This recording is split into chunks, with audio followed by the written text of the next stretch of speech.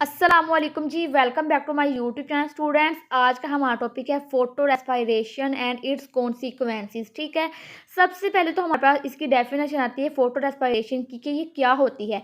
तो इसकी डेफिनेशन ये है कि respiratory activity which occurs in plants, मतलब कि ऐसी रेस्पायरेटरी एक्टिविटीज़ जो कि प्लांट्स में अक्कर होती हैं ड्यूरिंग डे टाइम। कब अक्कर होती हैं? Day time is called photo respiration. ठीक है, तो फोटो रेस्पायरेशन एक ऐसी एक्टिविटी होती है जो कि प्लांट्स में सिर्फ डे टाइम ही अक्कर होती है। इसको आपने याद रखना है। आगे इसका सेकंड पॉइंट ये है कि in the process of photo respiration the CO2 is released and O2 मतलब कि ऑक्सीजन इज एब्जॉर्ब्ड। मतलब कि फोटो रेस्पायरेशन के प्रोसेस में क्या होता है, जो हमारे पास CO2 जिसको हम कहते हैं कार्बन डाइऑक्साइड वो रिलीज होती है और O2 जिसको हम कहते हैं ऑक्सीजन वो एब्जॉर्ब होती है। ठीक है, तो आपने इन दोनों चीज़ों को एज ए एमसीक्यूज याद रखना है। आगे हमारे पास इसका थर्ड पॉइंट ये है कि the oxygen absorbed is not useful. मतलब कि जो फोटो रेस्पायरेशन में जो ऑक्सीजन एब्जॉर्ब होती है वो यूजफुल नहीं होती। किसके लिए नहीं होती है? To produce energy such as ATP। ATP को प्रोड्यूस करने के लिए जो इसमें ऑक्सीजन एब्जॉर्ब होती है वो इतनी इस्तेमाल नहीं होती है, मतलब कि यूजफुल नहीं होती है।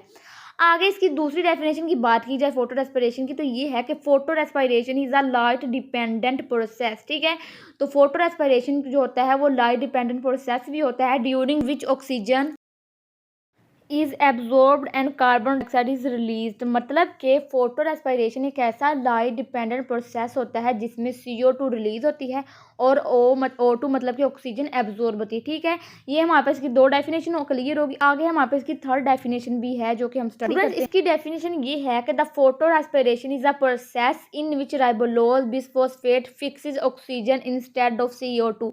अब यहाँ पे बहुत से बच्चे परेशान हो गए होंगे कि जो राइबोलोज बिसफॉस्फेट है वो क्या होता है। तो मैं आपको बताऊं, जो रुबिस्को है उसको ही हम राइबोलोज बिसफॉस्फेट कहते हैं। ठीक है, तो मैं अब आपको इस डेफिनेशन का उर्दू में मतलब समझाती हूँ कि क्या होता है कि जो रुबिस्को होता है वो राइबोलोज बिसफॉस्फेट में ऑक्सीजन को फिक्स कर देता है, मतलब कि ऐड कर देता है। इंस्टेड ऑफ के CO2 को ऐड करने की बजाय वो O2 को राइबोलोज बिसफॉस्फेट में ऐड कर देता है।